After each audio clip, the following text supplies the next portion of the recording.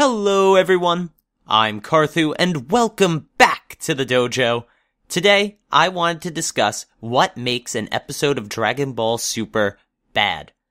To most people, some of this should be fairly obvious, but it's when all the factors I'm about to list come together, that is when we get some of the series' worst. So, what makes a bad episode of Dragon Ball Super? The first factor that I think most people notice is bad animation and bad art. Since it would take a whole video to describe why these are different things, I'd actually suggest you watch Anime AJ and Totally Not Mark's videos on the subject. In short, bad art is a still image that looks bad still. This can also apply to art style. A good example of this are the 3 different Gokus we have in Dragon Ball Z. They go from Maeda's soft, rounded Goku to Yamamuro's angular and more muscular one in the Buu Saga, and obviously a middle one in between. These are both enjoyable aesthetic styles, but animation-wise, Maeda's style is much more conducive to fluid animation. So, what makes animation good or bad? It's as simple as how good does the motion of the object look? Now, that's easier said than done. Take Naoki Tate as an example. His art is usually less than stellar, having rare occasions where pausing his scenes would provide an enjoyable or even accurate shot. However, when these cuts and drawings are viewed in motion, there's very little room to complain. His fight between Gohan and the Universe 6 Namekians is a great example of this. I could pause and get Gohan's ridiculous arm length or Salanel's head turning into a blob. But when the scene is in motion, it feels powerful, fluid, and resonant. I could go on for hours talking about good animation, but I should give some context as to what bad animation is. Basically, just look at episode 24. You'll see the dysfunctional character drawings, stiff and basically unmoving character action, and just the worst episode of Super ever, in my opinion anyway. You see, limited animation isn't bad if art makes up for it. Look at Naotoshi Ishida's work on episode 95. It's actually mostly still drawings with a shaking camera, but when the art is incredible, you don't notice the limited animation. The opposite is true of Naoki Tate, as I previously mentioned. Art isn't great, but in motion, it flows spectacularly. So, the omission of both consistent art and animation in an episode severely hinders its quality. Again, take episode 24 as a huge example of this. Next, we have direction and storyboarding. These two attributes can either make a great episode greater, or take the quality of an episode down. Most of this has to do with choreography and camera angles.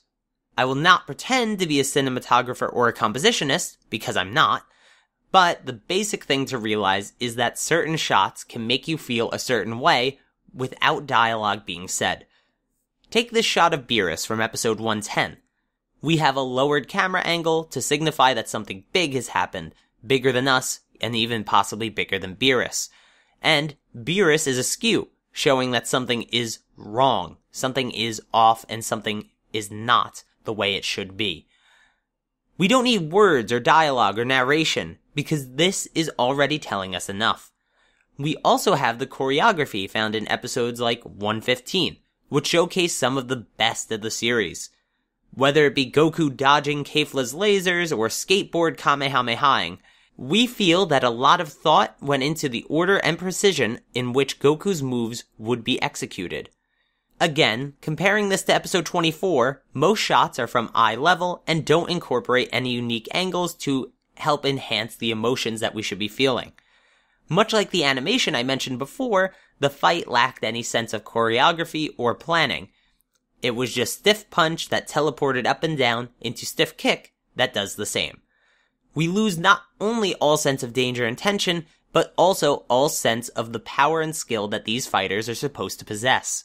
When bad direction and storyboarding hit, they definitely leave their mark on an otherwise good episode. But they also just demolish an already poor episode. The final and possibly most damaging point to an episode is bad writing. Taking Toriyama's writing out of the equation, as some of his points have their own flaws, I want to focus on the episode writers for Super, the Toei writing team. While a good amount of the writers understand the characters and how to construct a tense and interesting plot, some just fall short of this mark. The obvious episode to call out, in my opinion, is episode 106, where the characters were afraid of a non-threat, uncharacteristically not tactical, and overall the plot had no tension because we were shown how weak these opponents were. It was also the episode that gave Ten Shinhan the most underwhelming elimination from the tournament, and left many fans wondering if DBS's writing staff could actually make a good teamwork episode with the characters available. We were proven that a teamwork episode can work with the recent episode 121, but at the time of 106, it felt like the writing staff couldn't make realistic teamwork or a realistic threat. Episode 106 and 121 are both interesting ways to look at the writing of Dragon Ball Super and the Tournament of Power arc specifically. Episode 106, as already mentioned, is an example of an episode with no tension and bad character writing. Why, when the first half of the sniper was spotted, was he not blitzed by Goku and Vegeta? Why did Ten Shinhan have to get up close to the actual sniper to knock him off with a Kikoho? Why didn't any of the characters that can transform do so to stop this threat sooner? All actions taken felt more necessary for the end result rather than the natural actions taken by people and specifically the characters that we are already familiar with. Compare that to episode 121, where we have Aniraza, who is an actual threat to even the powerful characters in this tournament.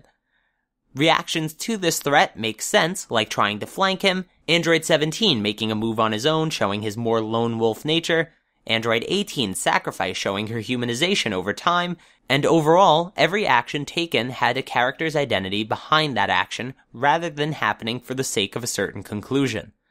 I could go on all day about this idea, but just know that when we feel like Vegeta is acting a bit too arrogant for post-Buu Saga, or Goku is acting more stupid than naive, those issues stem directly from the writing.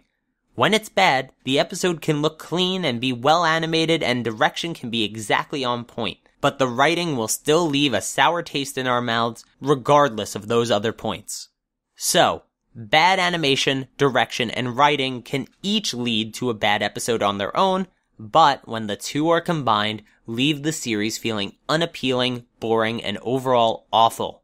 Luckily, the worst episode in the series, in my opinion, episode 24, only has 2 of these negative points.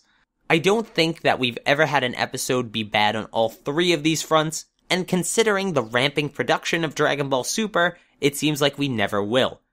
Make sure you answer the poll in the I button and tell me which one of these 3 ruined an episode the most for you.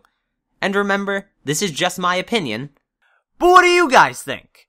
Leave your opinions and counterpoints in the comments down below, and subscribe if you want more Dragon Ball videos. But for now, video outro!